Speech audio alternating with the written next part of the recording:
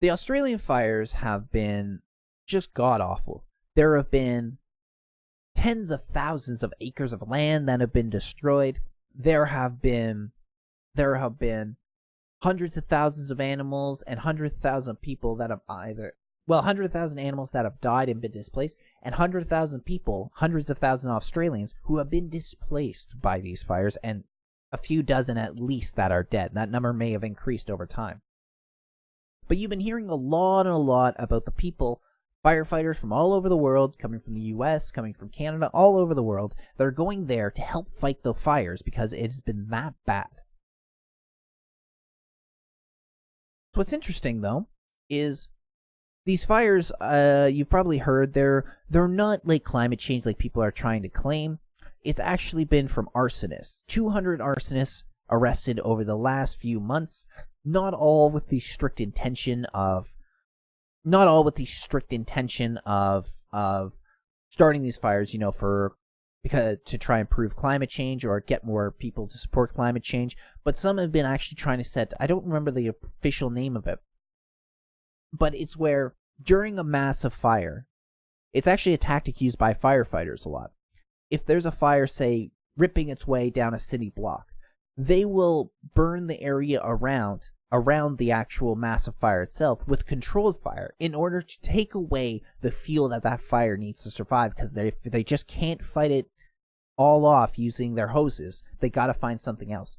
They burn everything else around it down to ash, so that fire can't feed off anything different.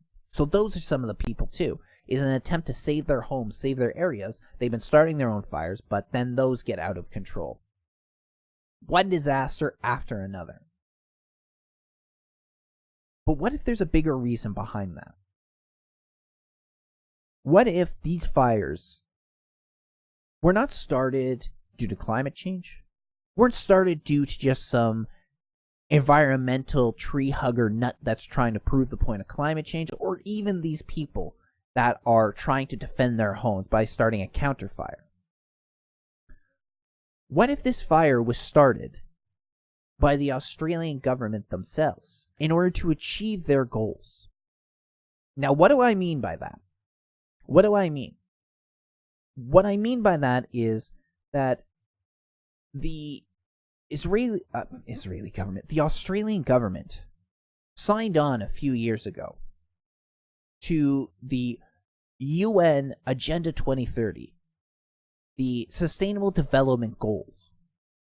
And one of the key components of those goals are smart cities.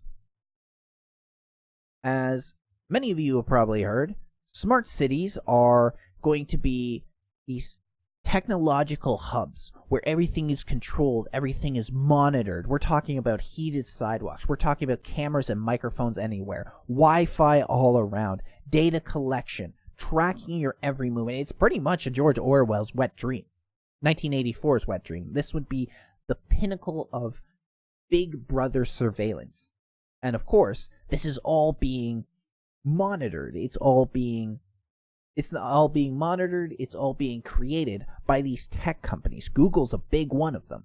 For instance, in Toronto, which they're trying to turn into, at least part of it right now, into a smart city, and eventually the rest of Toronto, it's a company known as Sidewalk Labs, which is a subsidiary of Alphabet, which owns Google. So a lot of these tech companies are going to be the ones that are in control. They're being hired in order to make these smart cities. They are the ones that is putting the infrastructure in. Things such as this. Now, we have here, this is the Australian government, their smart city plans. So what reason would the Australian government have to start these fires in order to get their plan for the smart city? Well, one of the main reasons is because the problem you have with a smart city is you already have people around. You already have people that live in their homes, live in the cities. So what do you do if you want to knock down their neighborhood or knock down the entire city in order to rebuild it up in this new image? Well, what you do is, most situations, is you buy them out. You show up and you say, hey, this is what we're doing. you're on the land we need to build on. We will buy your home from you. And then you can use that money to go buy a house somewhere else, and you can live there. And I think a lot of the times they tend to buy your home more than its value. So if your home is worth $400,000, they'll maybe pay you $450,000. You know, a little extra as an incentive, a little extra to help you with maybe hiring movers and the costs of moving, things such as this, getting yourself settled. I think a lot of times is what they do. But this is going to be expensive if you need to do it, especially if we're talking about multiple cities here. But what if you could burn people out of their homes, displace them, and it's all, you know, a terrible catastrophe. It's a fire. We can't control it. There's nothing we can do. And then these people are displaced, giving the government the opportunity to rebuild on this land exactly the way that they want. Now, this sounds a little crazy, right? Might sound a little nutty, a little over the top. Well, what did I do with it? Oh, there it is. I'd like to show you something. So again, this is coming from an article I wrote that's up on the TrueNorthReport.org. What did I just do? That was interesting. Oh, I went to Parlview. Parlview, which is like View, I guess. So you can watch what's going on in the House of Commons. Okay. So here we go. Here we have, on the left here, are the locations of the wildfires. Now, I don't think it's all the wildfires, but this is a good concentration of the wildfires. So this is what you're seeing on the image on the left. The image on the right is the proposal for this high-speed smart city train line. Now, this train, which was proposed in 2017 by the Consolidated Land and Rail Australia, also known as CLARA, this would allow them to travel rapidly between all of these cities, all this area of the southeast of Australia. But it would also create 8 new cities capable of housing 200 to 600,000 people along the route of this new high-speed train. So you see that this is exactly the same area. Could be coincident, could be not. But then we're also going to look at some other areas where this is happening. You've probably heard a lot about the California fires over the last few years. And here we have over here, again, image on the left, California fires and where they're raging throughout the state. And then on the right, California's proposal for a high-speed rail system. It's the same frickin' thing. The exact areas that they need to build on are the ones that are being burnt right now. Now, the idea, at least when it comes to California, for the high-speed rail system was proposed in 2008. In 2013, Tutor Perini signed a $1 billion contract for the first phase of construction that began in 2015. All the fires that we keep seeing have pretty much been concentrated in these areas. Now, let's look at some of the remnants of these fires, the damage that they've caused. Pretty awful, right? These pictures you're going to see are all from California. These are some awful, awful fires and what they're doing.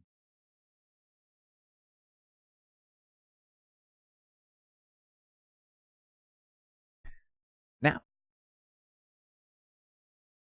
as we go back to the beginning, do any of you notice anything?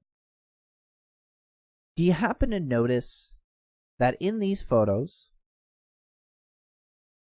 houses have been destroyed? They've been burnt to the ground. Houses made of concrete, houses made of steel. They've been burnt to the ground because of these fires. Yet for some reason, most of the green is unaffected. The trees, the grass are relatively untouched. If you look over in this image, you can see that the area that was unaffected by the fires, completely green, and then where the fires affected them, there's, some discoloration, maybe some singeing, some leaves were burned and stuff from the fire. But all in all, the grass is there, the trees are there, while these structures made of steel and concrete have been burnt to the ground. Does that seem like a natural fire to you? Does that seem like a natural fire to you? It doesn't to me. Which would be, if it was a normal forest fire, it would be moving its way through, destroying everything in its path. But instead, it's leaving vital greens behind, which would be used in the future. Because the whole point, as well as these smart cities, is to lower greenhouse gas emissions. So sort of these futuristic city ideas where there's a lot of greens, a lot of trees, and then sort of the architecture just works its way in between all the natural beauty. This is kind of the idea of the smart city. So they burn down what they need to work on, and then it leaves behind what they want. Now, how could they do this? Some people believe that this is the work of direct energy weapons. That is, direct energy weapons such as lasers or microwaves that are being used with pinpoint accuracy to burn down these buildings, burn down these structures without actually damaging what they want. Because again, if this was a normal fire, it would just burn everything down as it goes. But that doesn't seem to be the case. So I want to also point you now to this here. From January 4th, 2019, Paradise destroyed. California firemen find signatures of direct energy weapons. From News Wars, which is an affiliate of Alex Jones's InfoWars. But let's just take a quick listen through to what they have to say on it and the evidence that they put forward.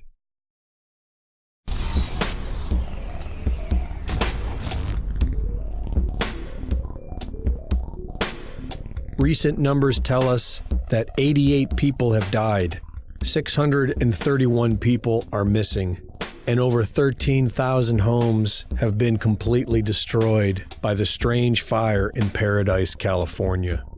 And more than half of this damage occurred within the first 4 hours. You said that your outbuildings and your house and the houses around you all started to burn at once.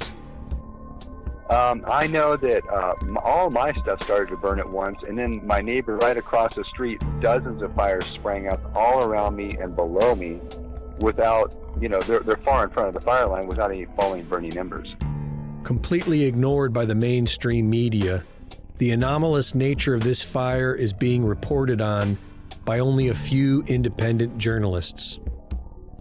Recently, Shelley Lewis from Supposedly Shelley interviewed 2 California firemen about the strange anomalies they have been seeing firsthand in Paradise. In the trailer park, the steel frame foundations, only a foot off the ground, were all completely warped, bent, and mangled. Every car and truck was completely torched. Every single rubber tire was burned into oblivion, and all that remained was the steel belt system from within. The temperatures were hot enough to melt aluminum. They were hot enough to melt glass. And they were hot enough to decimate every single last thing inside the home, which makes these fires at least 3 times hotter than your average house fire. And yet some things were inexplicably untouched by the super intense heat. Pristine carports with torched automobiles beneath them, next to homes completely burned to ash. Plastic trash cans untouched. The firemen observed that plastics attached to metal completely melted, while plastics by themselves seemed to somehow survive what must have been extraordinary heat. They found an isolated, unattached electrical generator that was completely burned out, like the cars, but the surrounding area was untouched. They discovered a smart meter inside of an enclosed box that completely burned out from its own wiring. They suspect that it could have been the start of some of these fires. Other investigators are observing how guardrails have caught fire where the metal bolts connect to the wood. And many are wondering what type of fire ignites metals while sparing plastic and surrounding trees. Microwaves ignite metal. And 4 years ago, the U.S. Navy demonstrated a directed energy weapon by burning a hole in a truck and destroying a moving target at sea. According to naval research, the weapon system performs flawlessly and is capable of destroying its target with pinpoint accuracy.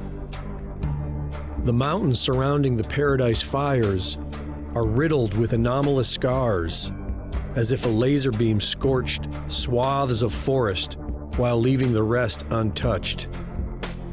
It is indeed a terribly sordid mystery, and nothing comes but silence from official sources. My first video report on this subject, entitled "The California Wildfires and Agenda 21, was deleted from my channel by YouTube. They wrote me that, upon review, we've determined that it violates our guidelines.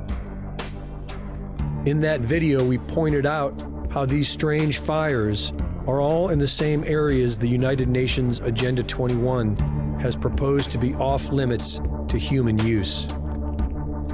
For newswars.com, this is Greg Reese.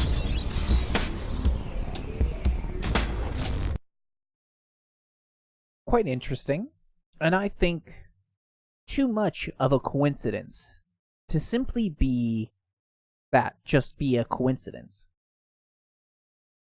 It seems to me that it's orchestrated and manipulated. And again, a lot of these direct energy weapons would make sense for how the fires have started, how the fires have continued in certain ways. There's people who reported that it's just, the fires just suddenly started all over in their house, and just out of nowhere their neighbor's house went up and people all around the block, without actually connecting. Like, these fires weren't working their way across towards these people. It just spontaneously started all in these different houses all at the same time. Now, even if you think it's crazy that it's direct energy weapons, I don't think you can really ignore the fact that these are in the same areas where the UN wants to build on, where these agendas are supposed to take place, which makes me believe that they are manipulated and for a specific reason. That reason being that they do want to build these smart cities. They do want to build these high rails, these high-speed rail systems. But you know what? The government has proven how much they can manipulate already, how much they're willing to destroy. I mean, up in Alaska, we have the HARP system. You think a lot of these hurricanes are naturally made? When they just come out of nowhere? When they just suddenly change route to hit something vital?